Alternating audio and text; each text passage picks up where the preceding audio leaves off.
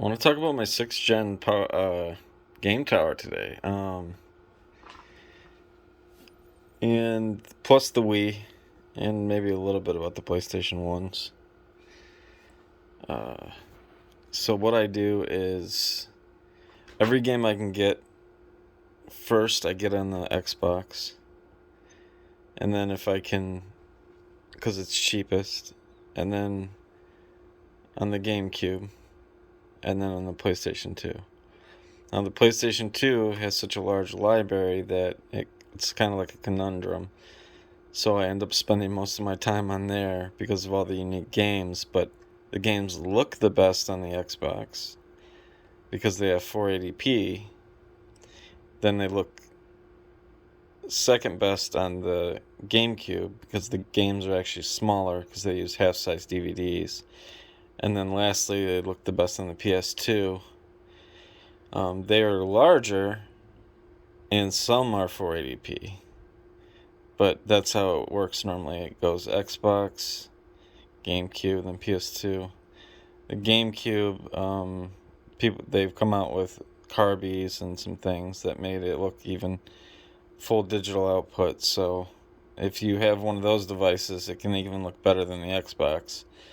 But that just depends on your setup. But as far as pricing goes, size of the game, and just standard what most people I think are running, that's how it works. It's Xbox, GameCube, PS2. No, I got the GameCube controller brand new. They reissued it for Smash Brothers. PS2 controllers kind of hold up. This controller is like brand new. This I rebuilt. The rubber was completely ate away. I got brand new thumbsticks, and I have 2 controllers for the PS2, 4 for the GameCube, and 4 for the Xbox. That way I can play emulators, and if parties come over, I can do 4-player games for, these 2 systems, and 2-player games for the PS2. I really think that it was worth it to rebuild these controller sticks. I love the aftermarket, at least where I got mine on eBay.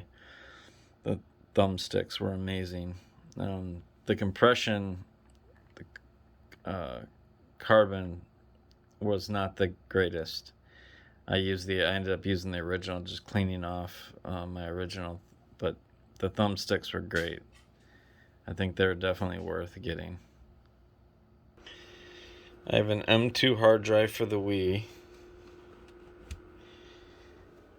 and then a high performance SD card for the GameCube, 1 terabyte hard drive for the Xbox, and an SSD for the PlayStation 2 with a SATA adapted OEM modem. It has network capability still. A lot of the times when people have the PlayStation 2 modems, it's actually not a modem anymore. It's just a SATA adapter that they get, and they lose the network capability.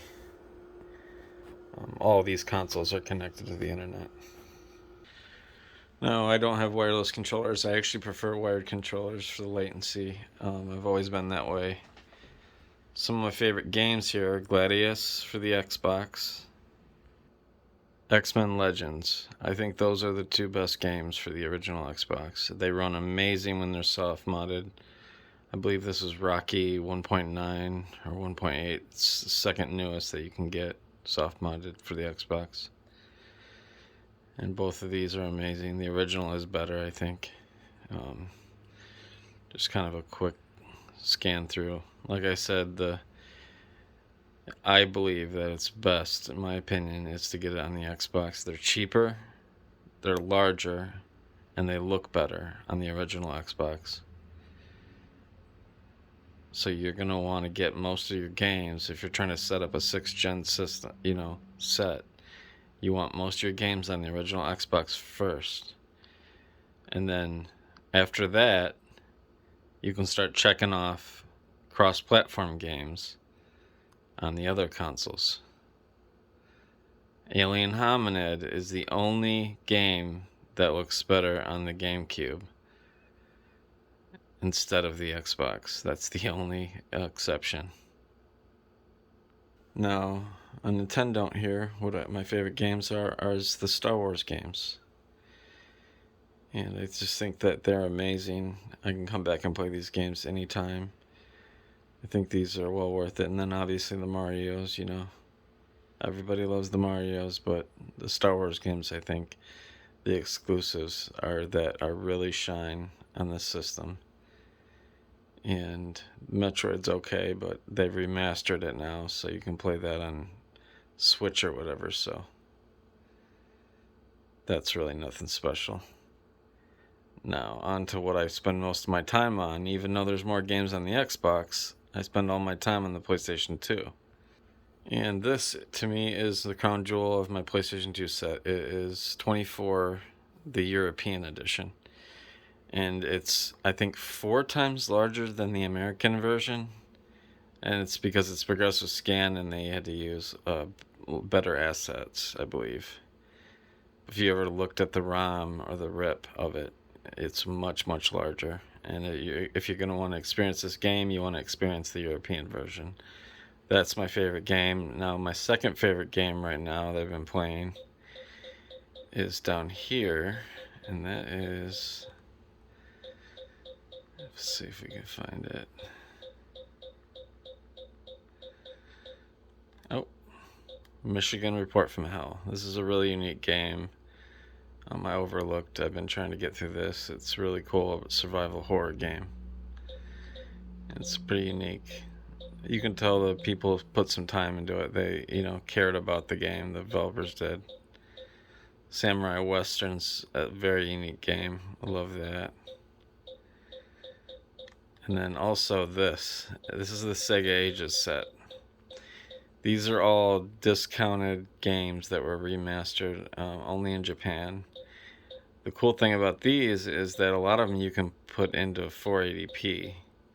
I have them set up on my MX4 SIO, and in general, I have a smaller hard drive on this system, but I can always add games on the SD card. And the devs have really polished the MX4 SIO support on this system. PlayStation 2 gets so much love with the developer.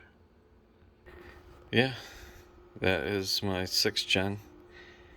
And the reason I spend so much time on my PS2 is really for the PlayStation 1, because I use the controller port, memory card ports, to make free PSX boot memory cards and just organize my saves and backup saves.